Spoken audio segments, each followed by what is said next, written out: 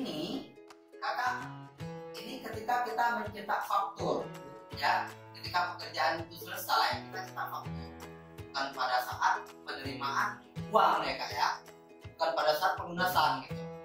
Nah, jadi kalau kita simpan SSF ya kak ya, SSF langsung di sini, itu munculnya otomatis dia muncul di piutang. Kita coba buka dari reportnya di sini, laporan keuangannya kita buka di sini, laporan keuangan. Nah, kita buka laporan neraca ya, kita buka neraca per 31 tadi ya, nah 31 Januari kita buka neracanya. Nah kita buka, nah nampak ada panjang uang muka pembelian, uang muka penjualan kita, piutang usaha 100 juta. Harusnya piutangnya kan nggak 100 lagi sebenarnya. Kalau seandainya kita cross langsung dengan uang muka, berarti kan piutangnya bisa 80 juta. Ya ini terserah kakak, mau di cross langsung bisa di cross langsung, atau di cross pada saat pelunasan itu bisa, tergantung. Kita cross langsung bisa, atau di cross pada saat pelunasan juga bisa. Jadi kita masuk ke pelunasannya ya, kita klik di sini ya kan. Ini faktur tadi, ini penerimaan ya, ini penerimaan jualan, kita bisa dari sini ya. Nah ini posisi faktur banyak yang buka ya, berapa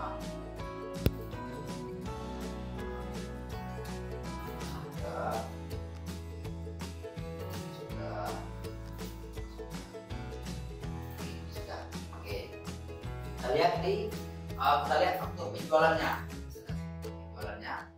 Untuk menampilkan yang sudah kita input, kakak klik di sini yang 3 ini, klik. Nah nampak kan, belum lunas, keterangannya belum lunas. Untuk pembayarannya kita bisa klik di sini atau klik melalui pembayaran di sini bisa juga ya, tergantung ya, tapi dari sini aja, sebaiknya dari faktur ini langsung, karena dari faktur ini nampak fakturnya belum lunas gitu kan. Kakak klik di sini, klik langsung, klik ya, kita klik, udah kakak proses ya, kakak proses. Ini posisi ambil, bisa kita klik uang mukanya dulu ya, uang mukanya ya, mukanya kita laga ya dengan uang muka tadi ya, ini kita laga uang mukanya. Oke, udah kita proses ya, kita proses ke pembayaran.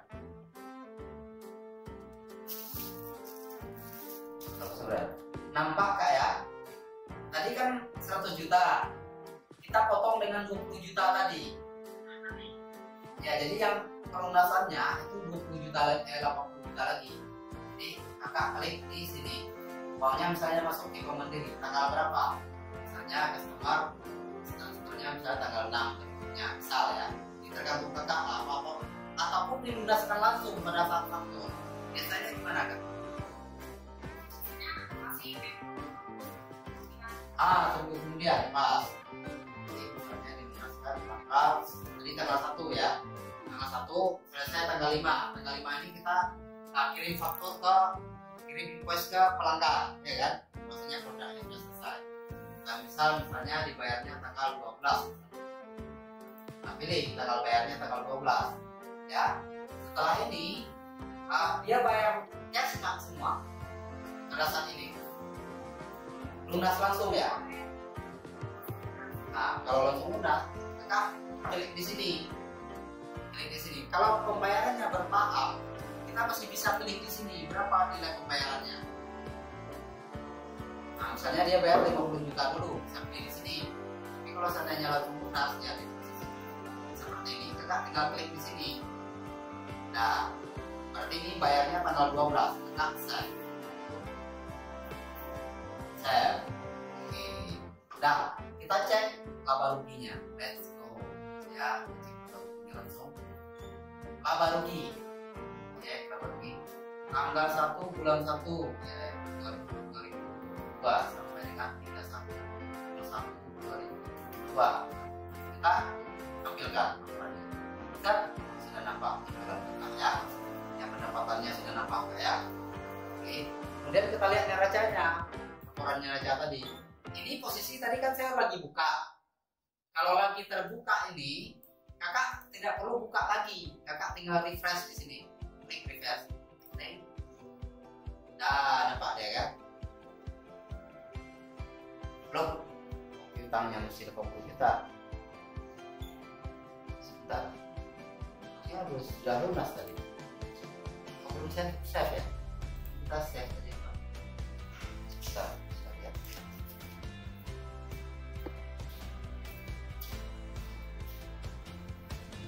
Sudah lunas. Oh, salah. Saya salah tanggal kak ya. Kakak lihat ya. Iya, salah tanggal ya. Saya tadi bingung loh.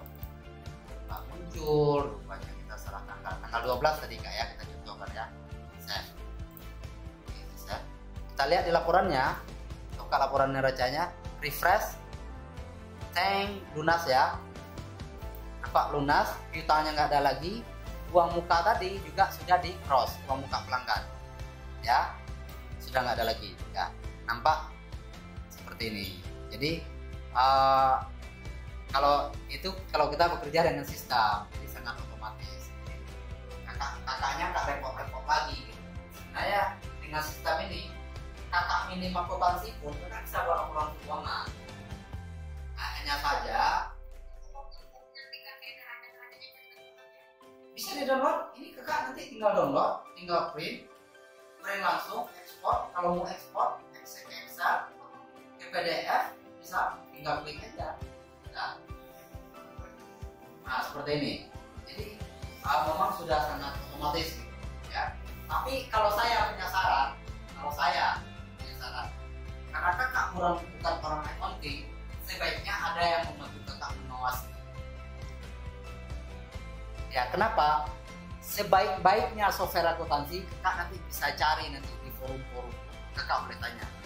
Perusahaan tanpa ada orang accounting yang paham, ya, tetap aja suatu saat ada kekeliruan yang mereka tidak tahu. Jadi sebaiknya nanti kakak ada bantu, kakak minta mungkin jasa orang di sana di Kalimantan sana boleh, kakak menggunakan jasa saya, ya, sebagai untuk membantu kontrol boleh. Karena kan memang saya ini kan sebenarnya fokusnya itu sebenarnya jasa. Jadi kalau jasa sebenarnya saya jasa kalau YouTube saya itu namanya dulu jasa akuntansi 84. Jasa akuntansi 84. Sementara software akuntansi ini hanya sebagai pendukung dari usaha saya. Jadi karena usaha saya bergerak di bidang jasa akuntansi, saya kerjasama dengan perusahaan di Jakarta. Inilah namanya Ekuret ini. Ekuret ini bukan punya saya. Bukan saya. Ya. Iya, kalau kakak mau pakai jasa saya, ini tergantung sekarang. Kakak pakai jasa saya full jasa ataupun hanya sebagai pengawasan. Jadi pengawasan artinya saya membantu kakak mengkontrol untuk pencatatan transaksinya apakah sudah sesuai dengan aturan akuntansi ataupun seperti apa. Ya, kalau kakak meminta saya hanya mengkontrol pencatatan di kakak, pencatatannya di staf kakak, nanti kakak kirimkan rekening koran untuk memastikan pencatatannya sudah sesuai. Nanti saya bantu cross check gitu datanya. Tapi kalau seandainya kakak minta full, otomatis kakak tetap harus ada report. Kakak buat laporannya, pendapatan kakak berapa, biaya-biayanya berapa, dan kakak juga tetap kirimkan rekening koran. Nanti ada admin saya yang melakukan pencatatan di sini. Otomatis kakak terima bersih di sana. Kakak terima bersih. Nah, tapi kalau seandainya kakak minta kontrol saja, yang mencatat transaksi admin kakak, saya hanya melakukan kontrol, memastikan pencatatannya itu sudah sesuai standar. Nah, jadi pilihannya tergantung kakak mau pakai kita full jasanya ataupun hanya sebagai kontrol. Itu it depend lah, itu tergantung request kakak sendiri. Nah, misalnya kalau saya dari kemarin, kalau saya ini ya. Kira-kira SPP berapa ya? Ya, kita tidak bisa melihat itu sebelum kita mengetahui berapa transaksi gagal, karena ini kan mempengaruhi admin saya untuk melakukan pencatatan, kan admin saya butuh waktu. Jadi kita lihat dulu kira-kira transaksinya, nanti kita lihat rekening korannya berapa lembar transaksi,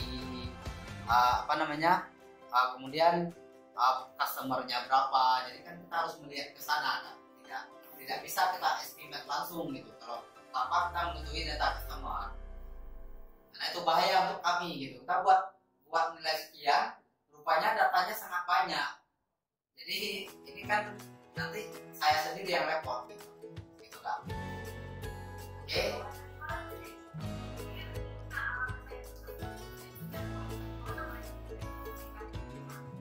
Ya.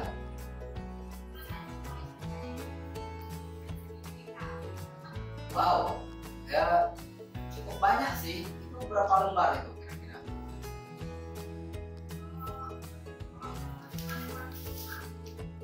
Invoice 205 ya?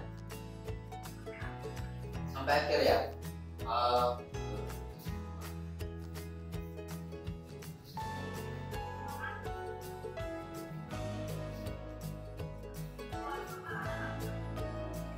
Rekening korannya 200 lembar ya?